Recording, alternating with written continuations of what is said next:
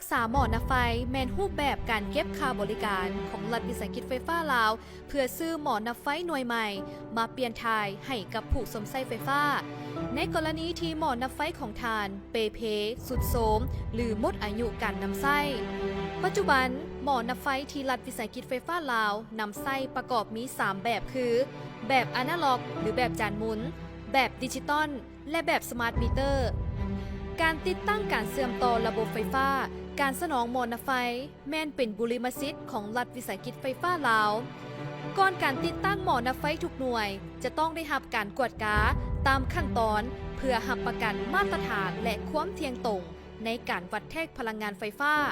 โดยรัฐวิสาหกิจไฟฟ้าลาวจะต้องได้รับการกวดกามาตรฐานอีกรอบจากภาคส่วนที่เกี่ยวข้องเพื่อรับประกันความปลอดภัยและมีเครื่องหมายระบุอยู่หน่วยหมอนะไฟชัดเจนเพื่อหลีกเลี่ยงในการปลอมแปลงหรือซื้อหมอนะไฟตามท้องตลาดมาติดตั้งที่อาจก่อให้เกิดอันตรายและความเสียหายได้การขอเชื่อมต่อระบบเพื่อนำไส้ไฟฟ้าเป็นการขอนำไส้ไฟฟ้าใหม่ผู้สมไส้ไฟฟ้าจะต้องได้รับการประกอบเอกสารตามขั้นตอนและระเบียบของรัฐวิสาหกิจไฟฟ้าลาวหลังจากได้รับเอกสารเสนอขอเชื่อมต่อระบบไฟฟ้ารัฐวิสาหกิจไฟฟ้าลาวจะเริ่มดำเนินขั้นตอนตามหลักวิชาการลงไปสำรวจสถานที่เก็บกำข้อมูลของลูกค้าเก็บกำข้อมูลทางด้านเทคนิคเพื่อประเมินขนาดของหมอนะไฟให้แทกเหมาะกับการสมไส้ไฟตัวจริงเนื่องจากว่ารัฐวิสาหกิจไฟฟ้าลาวจะบ่อนุมัติหมอนะไฟใหญ่หรือน้อยเกินไปข้อมูลที่ได้มาทั้งหมดจะถูกบันทึกเข้าระบบฐานข้อมูลรวมการคิดรายค่าใช้จ่ายจะเป็นการคิดรายรวม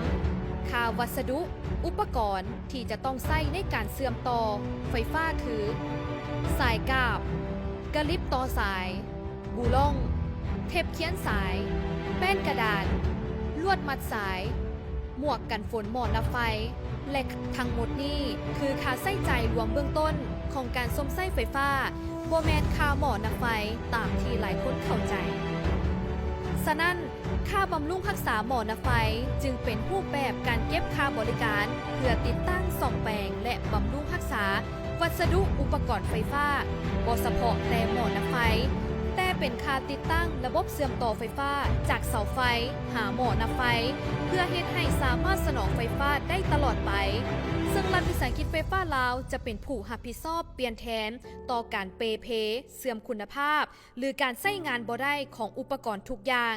โดยที่ผู้ซ่อมไส้ไฟฟ้าจะบ่ได้เสียค่าใช้จ่ายเติมอีกตลอดระยะเวลาของการซ่อมไส้หมอนะไฟ